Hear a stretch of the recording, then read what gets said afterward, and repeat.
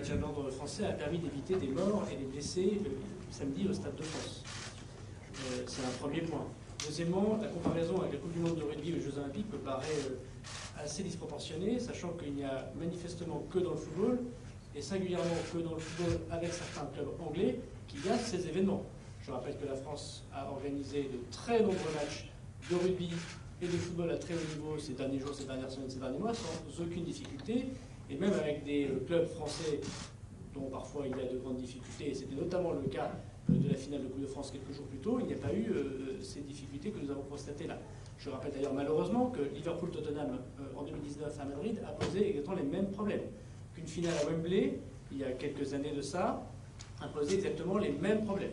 Donc comportement, désorganisation et faux billets organisés avec notamment, je le rappelle, l'entraîneur de Liverpool qui il y a quelques jours, c'est public, a appelé à venir en France pour les supporters, même non munis de billets.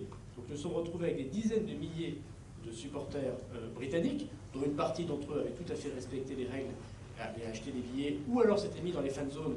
Il y a eu des dizaines de milliers de personnes dans les fan zones sans aucun incident, et qui ont respecté les règles évidemment de l'UEFA et de notre pays, et une partie infime, mais malheureusement extrêmement vivante, si j'ose dire, qui a bousculé le système de sécurité. C'est parce que nous avons une tactique de maintien de l'ordre qui, je crois, est proportionnée, qui a permis d'éviter ces morts et ces blessés. J'ai dit dans mon introduction, monsieur, qu'il y a eu effectivement des femmes, des enfants qui ont connu des gaz lacrymogènes lorsqu'une partie d'entre eux, avec d'autres supporters, dans une foule très compacte, s'est bousculée soit contre les cordons de CRS, soit contre les grilles.